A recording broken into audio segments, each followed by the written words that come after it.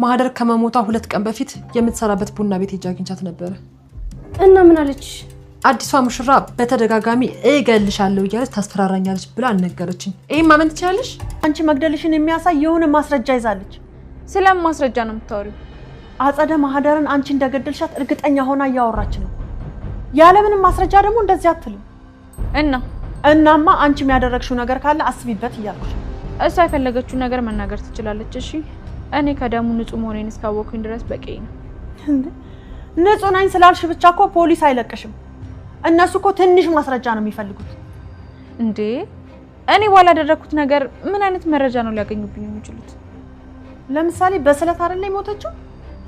አንቺ ሽንኩርት በምትከትፊበት ቢላዋ ተጠቅሞ የሆነ ሰው አድርጎት ቢሆንስ? ከዛ አሻራሽ እዛ ላይ ስላለ ገዳይ ተባልሽ ማለት አይደል? እና አጸደናት ማለት ነው ቢላውን ወስዳ እንደዛ የምታደርግበት? እኔ የምለው እንደዚህ አይነት ችሎታ ካለሽ ለምን መርማራት ይሆን ነበር? ኧረ እባክሽ ይኸውልሽ፣ አሁን ይሄን ፉገራሽን ተይና ነገሩን ብታስቢበት ነው የሚሻልሽ። እሺ ማህደር ናት። ማህደር ማለት እቺ የቤት ሰራተኛችን የነበረችው? አዎ የሆነ የሆቴል ክፍል ውስጥ ተገላ ተገኘች። ምን ማለት ነው ተገላ ተገኝታለች ማለት? ቆይ ምን አገኛት በፈጣሪ? በእርግጥ እኔ የሰማሁት ሶሻል ሚዲያ ላይ ተለቆ ነው። እዝራም ቢሆን ለፖሊሶቹ ደውሎ እውነት መሆኑን አረጋግጧል። ኒኮ ማለት ቆይ እሷ ሰላም ውዴ ቻናሌ ቤተሰቦች እንዴት ናችሁልኝ? እንኳን ወደ ርብቃ ዩቲዩብ ቻናል በሰላም መጣችሁ። ደህና ናችሁ የኔ ውድ ቤተሰቦች? በሀብል ድራማ በክፍል 6 እንግዲህ ያየናቸው ነገር የማህደር ሞት ነው። በማህደር ሞት ውስጥ እንግዲህ ሀብል ተጠያቂ ልትሆን ትችላለች የሚል ግምት አለን። እንደሚታወቀው እንግዲህ ማህደር የሀብል የባሏ ፍቅረኛ ነበረች። ሀብልን ከማግባቱ በፊት ማለት ነው። እዝራ የወዳት የነበረችው የቤት ሰራተኛዋ ማህደር ነበረች። ታዲያ እንግዲህ ለአባቱ ፍቃድ ብሎ የማይወዳትን ልጅ ሀብልን ያገባው እዝራ ያገባት ዕለት ነበረ ስለ ፍቅረኛው ወይም ደግሞ የሚወዳት ሴት እንዳለች እዚህ ቤት። እሷን ግን የአባቱን ፍቃድ ብቻ ለመሙላት በዛ ቢባል 1 ዓመት፣ ከዛ ውጭ ግን ከዛ በታችም ጊዜ ብቻ የጋብቻ ጊዜ እንደሚኖራቸው እንደሚፋቱ የምር ባልና ሚስት መሆን እንደማይችሉ አስረግጦ ነግሯት ነበረ። የሰርጋቸው ምሽት እንግዲህ ከሰርጋቸው ምሽት ቀን ጀምሮ ሀብል ስታለቅስ ነበረ። በእንጀራ እናቷ ግፊትና በግዴታ ተገዳ ነው እንግዲህ እዝራን ያገባችው ሀብል ማለት ነው። ታዲያ እንግዲህ ይህ ነገር የባሏ ፍቅረኛ የነበረች ሴት ማንነቷ ሲታወቅ ወይም ደግሞ በወይዘሮ አጸደ በኩል የዛን ቤት ንብረት እዝራን በፍቅር አጥምዳ ንብረቱን ለማሸሽ እንደመጣች ከጊዜ በኋላ ታውቆባታል ማለት ነው። እንግዲህ ወይዘሮ መነን የአቶ እስክንድር ባለቤት ናት። አጸደ ደግሞ የእስክንድር እህት ናት። ንብረቱ የቤተሰብ ስለሆነ ወይም ደግሞ ይህን ንብረት የቤተሰቦች ንብረት ስላለበት እቀማዋለሁ ወንድሜን ብላ ትላለች። ታዲያ ለዛ ነው እንግዲህ ማህደርን ከቡና ቤት ወይም ደግሞ ከምትሰራበት ቡና ቤት ውስጥ ነው ወደዛ ቤት መታ ሰራተኛውን እንድትኖርና ከዛ ደግሞ እዝራን በፍቅር እንድታጠምደው ያደረገችው። ያ ነገር ተሳክቶላታል። ማህደር እዝራን በፍቅሯ ጠብ አድርገዋለች፣ ወዷታል። ነገር ግን ደግሞ እንግዲህ ሌላ ችግር ተፈጥሯል ማለት ነው። የእዝራ አባት አቶ እስክንድር የካንሰር ታማሚ እና የ6 ወር እድሜ ያለው ሰው ነው ተብሏል በሕክምና ማለት ነው። በዚህ የተነሳ እንግዲህ የእዝራ አባት እዝራን አንድ ነገር ይጠይቀዋል። ምክንያቱም ቤት ውስጥ ያለችው ሰራተኛ ፍቅረኛው እንደሆነች አባትየው አቶ እስክንድር አያውቁም። ስለዚህ ሚስት እንድታገባ ፈልጋለሁኝ ከመሞቴ በፊት ንብረቱን እንድታስተዳድርና አንተ እናትህ የንብረቱ ወራሽ እንደመሆናችሁ መጠን ይህን ነገር ኃላፊነት ልትወስድ ይገባል፣ ሳልሞት እንድታገባ ፈልጋለሁኝ እያለ ልጁን ሲመክረው በረንዳ ላይ ቁጭ ብለው ወይዘሮ መነን ትሰማለች ማለት ነው። እናም እንግዲህ በፍጥነት ነበረ። ምክንያቱም መነን ራሷ አቶ እስክንድርን ያገባችው ንብረቱን ለመውረስ ነው ወይም ደግሞ ንብረቱን በሆነ መንገድ ለማሸሽ ስለነበረ ይህን ወሬ ትሰማለች እና ሩጣ እንግዲህ የገዛ ልጇን ነበረ ሀብልን አምታ ለእንጀራ ልጇ የዳረችው እና ታዲያ እንግዲህ ሙሽራዋ ልትወደድ አልቻለችም። ምክንያቱም የመጣችው በእንጀራ እናትየዋ በመነን በኩል ስለሆነ መነን የምታውቃት ሰው ስለሆነች ማለት ነው። ታዲያ አቶ እስክንድርን እንግዲህ ወይዘሮ መነን አሳምና ማለት ነው ሀብል ጥሩ ልጅና የቤት ልጅ ምራት የምትሆንና ታታሪ የቤት እመቤት መሆን የምትችል ጥሩ ሴት ናት በማለት ባለቤቷን አቶ እስክንድርን አሳምና የገዛ ልጇን ለእንጀራ ልጇ የዳረች ሰው ናት ማለት ነው። እንግዲህ ነገሩ አይታወቅም፣ ማንም ሰው አያውቅም። ነገር ግን ቤት ውስጥ ያሉ ሰዎች ሁሉም ተጠራጣሪ ናቸው። በተለይ ደግሞ አጸደ የራሷን ሰው እዛ ቤት ያስገባችው ንብረቱን ለማሸሽ ስለሆነ ምክንያቱም የንብረቱ ዋና ወራሽ ወይም ደግሞ ተቆጣጣሪ እዝራ ነው። ስለዚህ እዝራን ማጥመድ ነው ዋና ዓላማቸው ሁለቱም፣ የአጸደም እንዲሁም ደግሞ የእንጀራ እናትየዋም ሀሳብ ይኸው ነው። ታዲያ ይህ ነገር በዚህ እያለ እንግዲህ ሀብልን በግድ አምታ ጥሩ ልጅ ናት በማለት እዝራን እንድታገባ አድርጋለች። ባለቤቷን አሳምናለች።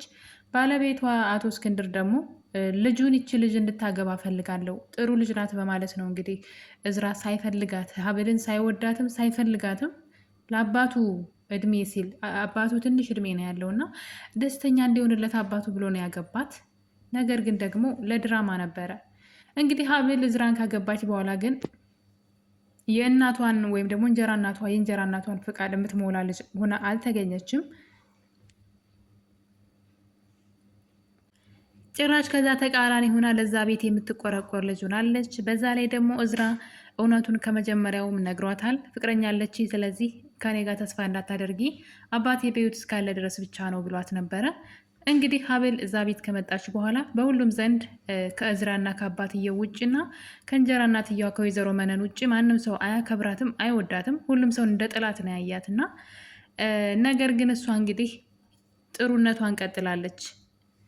ወይዘሮ መነን እንዳመጣቻት እቅድ ሳይሆን የእሷ ሀሳብ ጥሩ ሰው መሆን ነው። ምክንያቱም ይህን ነገር በፍላጎቷ ሳይሆን ተገዳ ነው እዝራ እንድታገባ ያስገደደቻት እንጀራ እናትየዋ ወይዘሮ መነን ስለሆነች እና እንግዲህ አሁን ላይ የእዝራን አባት በመንከባከብ እዛ ቤት ጥሩ ምራት ለመሆን እየሞከረች ነው። በዛ ላይ ደግሞ የእንጀራ እናቷ ወይም ደግሞ ወላጅ እናቷ ትሆን እንጀራ እናቷ አይታወቅም። እንግዲህ ወይዘሮ መነን ለሀብል ራሱ ጥያቄ ነው፣ ምን ነሽ እናቴ ነሽ ወይስ እንጀራ እናቴ ብላ በተደጋጋሚ ጥያቄ ስታነሳላት እያየን ነው።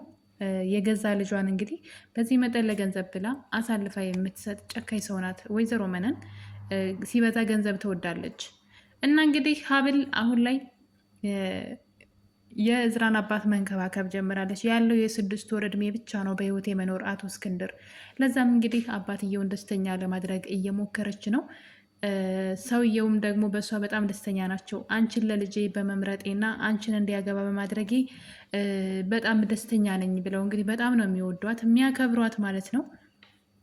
ነገር ግን እዝራ አሁንም በዚህ አቋሙ እንደቀጠለ ነበረ። የቤት ሰራተኛዋን ማህደርን እንዳፈቀረ ነበረ። ነገር ግን አንድ ነገር ይፈጠራል። አንድ ቀን እንግዲህ ማህደርና አክስቱ ወይዘሮ አጸደ ኪችን ውስጥ ሲያወሩ ይሰማቸዋል። ወይዘሮ አጸደ እዚህ ቤት ያመጣውሽ እኮ እዝራን በፍቅር አጥምደሽ ንብረቱን እንድታሸሽልኝ ነው እንጂ እዝራን የምር እንድታፈቅሪው አይደለም። ከቡና ቤት እኮ ነው ያመጣውሽ፣ ረሳሽው እንዴ እያለች ስትጨቃጨቅ እዝራ በጆሮ ይሰማል። በዚህ የተነሳ እንግዲህ እዝራ እቃሽን ጠቅለሽ ከዚህ ቤት ውልቅ በይልኝ፣ እኔ የመልካም ሰው መስለሽኝ ባፈቅርሽ፣ አንቺ ግን እኔን ወጥመድ ውስጥ ነበር ወይ በማለት እንግዲህ ከቤት እንድትባረር ሹልክ ብላ እንድትወጣ ያደርጋታል። ማህደርም ከዛ ቤት እዚህ ነኝ ሳትል ወጥታ ሄዳለች። ታዲያ እንግዲህ ከሄደች ከቀናት በኋላ ነበረ ማህደር ሆቴል ውስጥ የምሰራበት ሆቴል ውስጥ በስለት ተወግታ ተገላ የተገኘችው።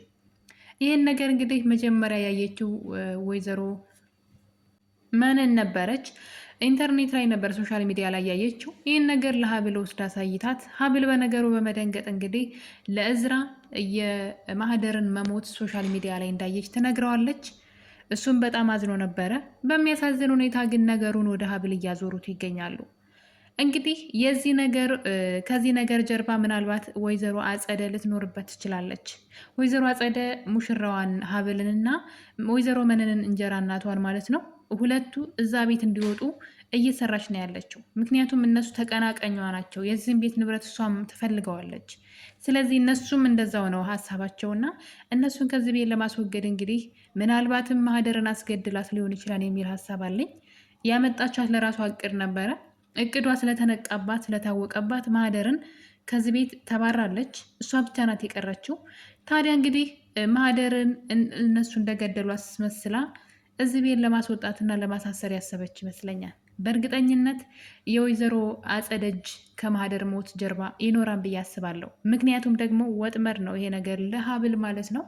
እንግዲህ ሀብልን ማለት ነው እንደሚታወቀው ሀብል ቤቱ ሰራተኛ ስለሌለ ኪችን እየገባች እንኳን ምግብ የምታበስለው እሷ ናት። ታዲያ እንግዲህ ማህደር የተገደለችው በስለት ነው። ምናልባትም ሀብል የምሰራበትን ኪችን ውስጥ የምሰራበትን ቢላዋ ተጠቅመው ሊሆን ይችላል እሷን ልጅ የገደሏት። ያ ማለት ደግሞ አሻራዋ በቀላሉ ይገኛል ማለት ነው። እንግዲህ ወይዘሮ አጸደ አንድ ነገር እየተናገረች ትገኛለች። ይሄ ነገር ወደ ወይዘሮ አጸደ ያመራ ነው ያልኩበት ምክንያት ወይዘሮ አጸደ ለወይዘሮ መነን አንድ ነገር እያለቻት ነበረ። ከ3 ቀን በፊት ማህደርን የምሰራበት ሆቴል ሂጅ አግኝቻት ነበረ። እናም እንግዲህ ሀብል እየደወለች እገልሻለሁ እያለኝ ታስፈራራ የነበረ ብላኛለች በማለት እንግዲህ ወሬውን ማውራት ጀምራለች፣ ማስወራት ጀምራለች። ያ ማለት እገልሻለሁ ብላ አስፈራራቻት። ከዛ ደግሞ ጭራሽ ተገላ ተገኘች፣ ለዛውም በስለት። ስለዚህ ይሄ ነገር ቀጥታ ወደ ሀብል ይወስዳል ማለት ነው። ምናልባትም በአሁኑ ሰዓት ተጠያቂ ልትሆን የምትችለው በዚህ ግድያ ውስጥ ሀብል ናት ማለት ነው። በእርግጠኝነት ወይዘሮ አጸደ የሆነ ያቀነባበረችው ሴራ ይኖራል። ስልኳን ተጠቅማ ሚሴጅ ተላልካ ሊሆን ይችላል።